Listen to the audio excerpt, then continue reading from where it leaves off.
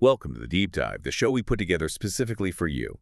Today we're doing something a bit different. We're taking this really fascinating stack of sources. We've got ancient wisdom, some very practical guidance, and this incredibly personal family story. Our mission, to pull out the key nuggets. We're going to unpack how these profound spiritual ideas, the Dhamma, actually shape our everyday lives, often in ways that are, well, way more intricate than we probably realize. Absolutely. And the material we're working with today, it's quite extraordinary, really. It combines an audio teaching with a really detailed case study. And together, they give us this incredible window, really, into how karma actually works. We get to see the connections, the threads between actions across lifetimes and, well, the real effects they have right now in the present. Some of these connections are pretty surprising, honestly.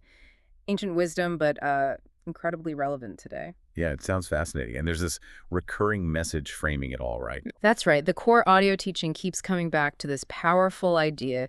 Even in the deepest darkness, one can reach the Dhamma. It sort of sets the tone, a promise of light, you could say, even when we're looking at some really complex personal histories. Okay, even in the deepest darkness. With that as our guide, let's really dig into this core teaching. It sounds foundational. The source keeps repeating that line. And also, when we are enlightened, the world is also enlightened. And there's this number, too, 072, that pops up. What does this actually mean for us, practically speaking? Yeah, this teaching, it's really about looking inward. It's a guide to self-discovery. It says the ultimate goal, Nirvana, that state of real inner peace, freedom from suffering. It's not somewhere else. It's located within you. Inside you. Where exactly? Specifically, what's described as the seventh base of the body. Think 2 finger widths above your navel. It's seen as a key energy center. Okay. Got it. And how do you, reach it? The method is, it sounds simple, maybe deceptively so. Doing nothing, just stilling the mind. Doing nothing, just stilling the mind. Exactly. And the teaching is quite clear about who can't do this. Basically only the dead, the clinically insane, or, those who just don't try. That really makes you think, doesn't it? If the path is right here, inside, what are we doing day to day that might be, getting in the way, holding us back? That's the crucial question it raises. And that 072 you mentioned, it often comes up alongside these teachings. Think of it like a numerical mantra, something simple for the mind to focus on as you try to still it, helping you on that journey inward to the Dhamma.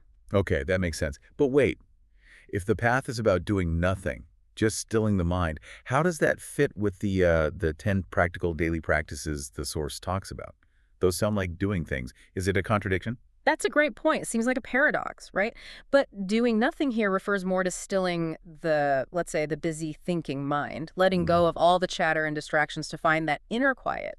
The 10 daily practices, they're like the support system. Yeah. They build the mental strength, the ethical foundation you need for that stillness to actually happen and, importantly, to last.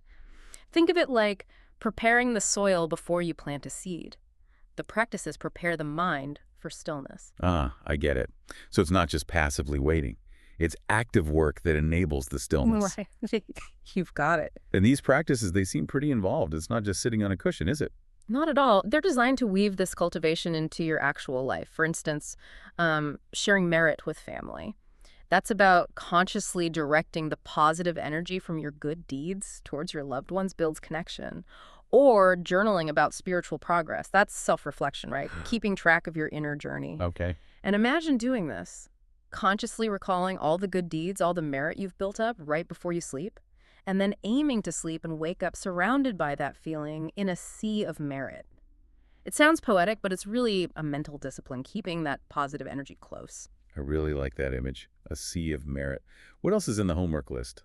Well, there's mentally unifying with the Buddha image, using a visual focus, like a statue or picture, for concentration and inspiration.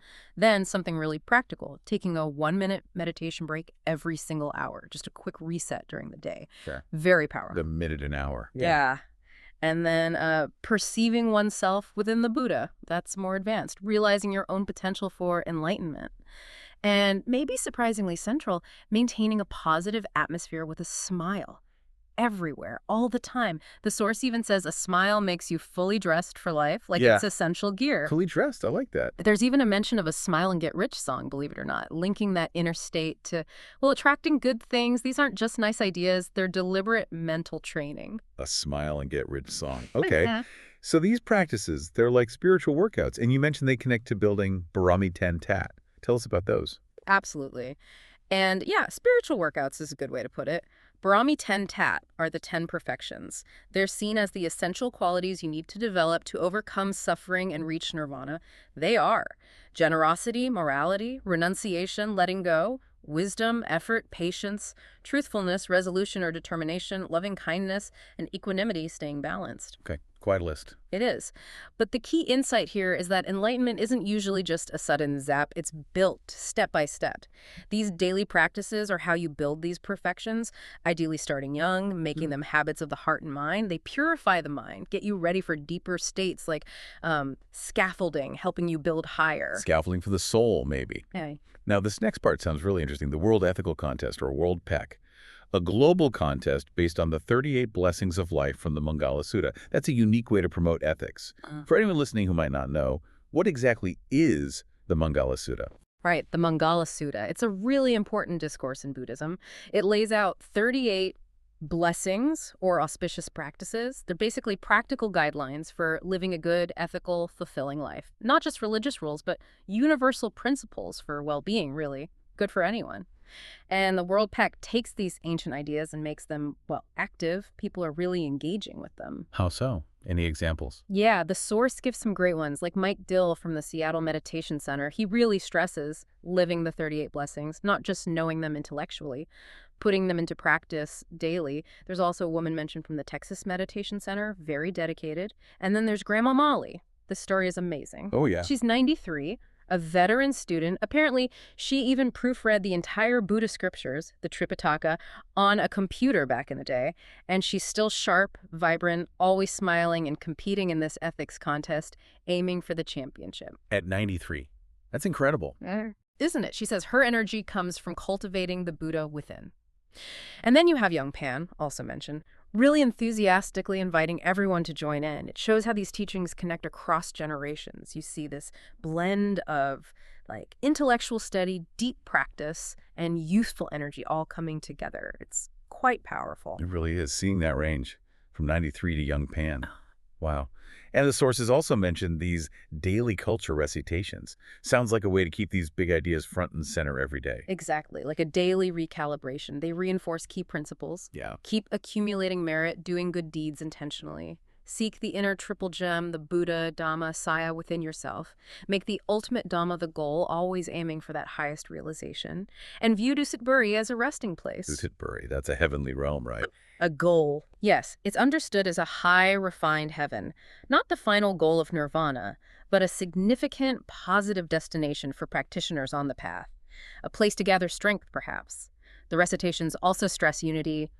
Buddha's children must be one. And this crucial piece of wisdom: handle personal matters with equanimity, but approach religious matters with focused determination, finding that balance between inner calm and outer resolve. That balance sounds key. The sources also touch on a Jataka story, the Mahosada Pandita one. Even just a snippet sounds like it holds a lesson. Right. The Mahosada story is a classic. Mahosada is the bodhisattva, the Buddha to be in that life. And he basically uses incredible intelligence and strategy to outwit enemies without any violence. It's all about brain over brawn, wisdom over aggression. It ties right back into the Mangala Sutta's ethics, showing wisdom in action, peaceful solutions. It makes you ask, how can we bring that kind of thoughtful approach, that wisdom, to our own conflicts, big or small? Good question. And the source also notes the importance of Uposatha Day. That's a Buddhist observance day, usually falling on the new and full moons, a time for more intensive practice. And linked to that, it explains Nirvana, the 5 hindrances. The 5 hindrances? What are those again? They are sensual desire, ill will or anger, sloth and torpor, that heavy sleepiness, restlessness and worry, and finally, skeptical doubt. The teaching emphasizes these aren't just moods, they're like mental pollutants. They cloud your mind, steal your joy, and block progress. It highlights that clearing the mind needs continuous, conscious effort, especially on days set aside for practice like Uposatha. Okay, so we've got the core teachings, the daily practices, the ethical framework. Now let's really see how this all plays out in real life. We have this incredible, very personal family case study from one of you, our listeners. Her journey started just by seeing the temple mentioned on a bus and led her to seek answers about her family's history, their illnesses. It's a really raw, powerful look at how karma unfolds. It truly is, and it starts with her grandparents, Chinese immigrants who faced a lot of hardship. The case study links their deaths to specific past life actions. Her grandfather, Pu, died of cholera at 59, the karmic cause. In a previous life, he owned a restaurant and deliberately put laxatives in a rival's food to ruin their business. Wow, that's specific. Sabotaging a rival led to cholera. According to the source, yes. That's the level of precision described. It's not just vague, bad karma, it's a direct corresponding consequence. It really hammers home that idea of accountability for actions. And her grandmother, Yaya, died from colon cancer at 78. This was linked to killing animals for food, both in this life and in past lives. After death, both were reborn as general devatas, sort of like nature spirits or lower-level deities. Their situation improved because their children dedicated merit to them. So dedicating merit can help, even after death. Yes, that's a key point. It shows karma isn't just rooted punishment. There's room for mitigation through positive actions like dedicating merit. But the original cause and effect link remains clear. Okay, so the grandparent story sets the stage. What about the listener's father? He was a devout practitioner, wasn't he? He was. But he also had his own karmic baggage. He suffered from severe asthma. This was traced back to past lives where he habitually overworked animals like horses or oxen without giving them proper rest or care. Later, he fell into a coma after a bad asthma attack. This specific event, the coma, was linked to another past action, routinely stunning animals by hitting them on the head before slaughtering them. Oof. Even actions done as part of a job. Exactly. It suggests that intent matters, but the action itself, the harm caused, still creates a karmic result. Now, what happened during the coma is also fascinating. What was that? The listener noticed signs that his consciousness wasn't completely gone. His eyelid would twitch when she visited. The teaching explained his subtle body, kind of like the consciousness separate from the physical form, was sometimes aware, sometimes dreaming, sometimes even leaving the physical body briefly. And crucially, because he was so familiar with Dhamma from his practice, when they played chanting tapes near his ear, his subtle body was able to mentally tune in, meditate, and recall his past good deeds, his merit. It's amazing. So his practice helped him even in that state. Profoundly. And after he passed away, he was reborn as a Devaputra, a male divine being, handsome and radiant, in the Tavatimsa heaven, specifically in phase 2 of that realm. Tavatimsa heaven. Why there and not Dusaburi, that higher realm you mentioned, especially since he was so dedicated? That's a really important point in the case study. The reason given is that he slipped right at the moment of death. Slipped, meaning? Meaning his mind wasn't fully focused, fully mindful at that critical instant. Maybe he fell asleep mentally, lost concentration. He didn't have quite enough focused mental power to propel himself to Dusaburi. So now he's in Tavatimsa, which is still a very good rebirth, but he's apparently diligently meditating there, determined to reach Dusaburi eventually. The source even says he feels a bit ashamed to be in Tavatimsa because he was a student from a well-known Dhamma school, the Anuban Fan in Fanwitaya, and felt he should have aimed higher. Wow.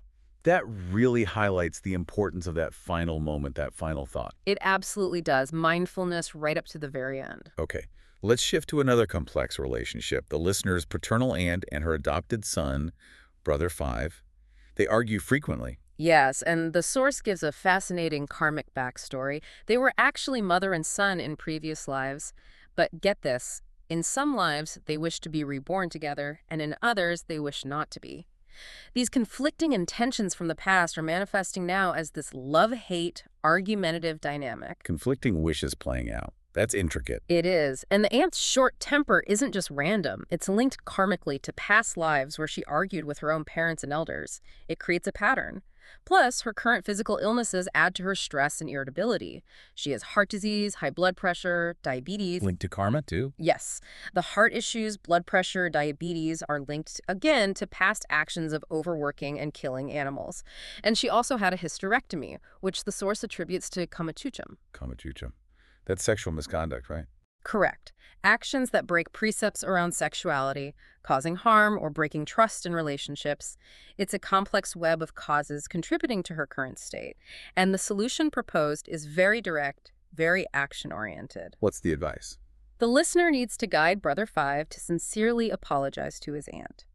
Then, both of them need to make merit together, do good deeds, practice generosity, and importantly, meditate together.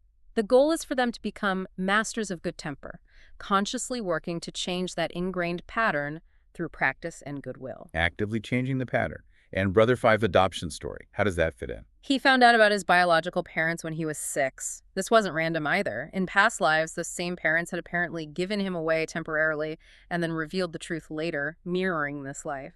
It's combined with his strong karmic connection to the aunt who adopted him, and the fact he could still stay connected to his birth parents. That reflects past life wishes they all made during times they were reconciled, wishing to stay together, intentions echoing across time again. The power of intention. Wow. Okay, let's look at Brother 3. He had a noodle factory, right? Successful, but then hit a rough patch. That's right. He was doing well, then a business partner cheated him, causing serious financial problems for a while. So what does this all mean? Well, the source links this downturn directly to his own karma. How so? Firstly, to inconsistent merit-making, like maybe he start doing good deeds, then stop, or make a donation, then regret it, not steady. And secondly, to past lives where he had cheated others, so he experienced being cheated himself. Cause and effect. But his business recovered. Dramatically, it even doubled its production eventually. Why? Because despite the negative karma, he also had a strong habit of consistent merit-making with the community, supporting the temple, being generous when he could. Once he rededicated himself to that, the positive karma essentially outweighed or overcame the negative dip. It really shows how actively generating good can turn things around. That's a really hopeful aspect of this. Okay, finally, let's turn to the listener herself. The source lists quite a few persistent health issues she experiences. Yes, it's a long list. Ovarian cysts, receding gums, a contracted left shoulder, pain in her left hand, chronic asthma, allergies, high cholesterol, and just getting sick often. And the source connects each of these very specifically to past actions. Okay, let's hear it. This sounds intense. It is. The cysts, gum problems, shoulder, and hand pain are linked primarily to 2 types of karma. Kamachucham, again, sexual misconduct, and vashikama, which is verbal misconduct. Verbal misconduct, like lying. It can include lying, but here it's specified as disheartening speech. This is really interesting. It includes even unintentional put-downs, like maybe casually criticizing someone's jewelry, making them feel bad, or dismissing the value of another temple's charity work compared to our own group's.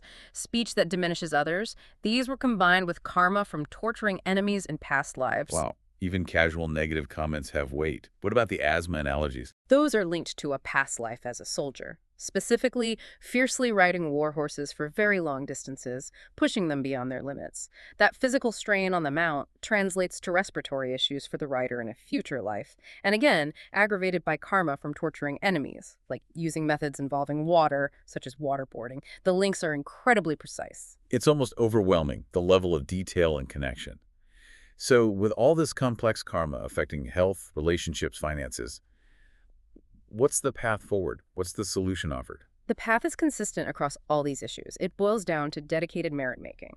That means dana, generosity, giving, sila, morality, ethical conduct, and favana, mental cultivation, meditation, the 3 core pillars of practice. Also, specific actions like releasing animals symbolically giving freedom in life are recommended, and very importantly, consciously dedicating the merit from all these good actions to those specific beings one has harmed in the past, known or unknown. It's like making amends on a karmic level. Making amends. Yes.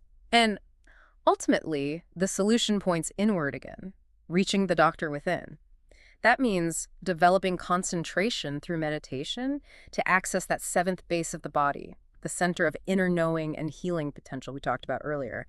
That's where the deepest resolution lies. The doctor within. So the power to heal is ultimately internal, fueled by these external actions of merit. Precisely. And there's one more piece about the family connection. Oh. The source says the listener, her father, aunt, and brother 3 were all connected in past lives. They were relatives and also part of the supply division for a large spiritual community led by the Buddha or Bodhisattvas. They help support the practice of others. A shared history in supporting the Dhamma. Exactly. And the listener herself, that past life as a soldier we mentioned, after the wars, he actually became a monk and reached high levels of meditation. But interestingly, she was reborn female in this life. Why? Because of kamachukam, sexual misconduct, committed in that soldier life and possibly others. It outweighed the merit of monkhood for determining gender in this particular rebirth. Brother 5 was also part of that supply division, true, and had the merit of having been ordained as a monk in the past, too. It's a very detailed karmic picture. What an incredible story. This deep dive into just one family really brings the concept of karma to life, doesn't it? It shows this intricate, almost unbelievably precise web connecting actions and consequences across time, Hmm. affecting everything: health, relationships, work, destiny. It's a powerful reminder that, well, everything we do, say, even think, it echoes, it matters, it Hmm. creates our reality. It really does. And I think the biggest takeaway here is the sheer importance and potential of conscious action. Making merit, practicing ethical conduct, cultivating the mind through meditation. These aren't just, religious suggestions. The Source presents them as powerful, verifiable tools. Tools we can use right now to shape our present, to heal the past, and to build a better future. They offer a clear way to lessen suffering and find real, lasting happiness. So after hearing all this, what does it mean for you listening right now? Maybe the biggest question this deep dive leaves us with is this: if our past actions have created our present reality with such clarity, what kind of future are we creating right now? With every choice we make, every word we speak, every thought we hold, it certainly gives you something to think about, a call to live more mindfully, perhaps.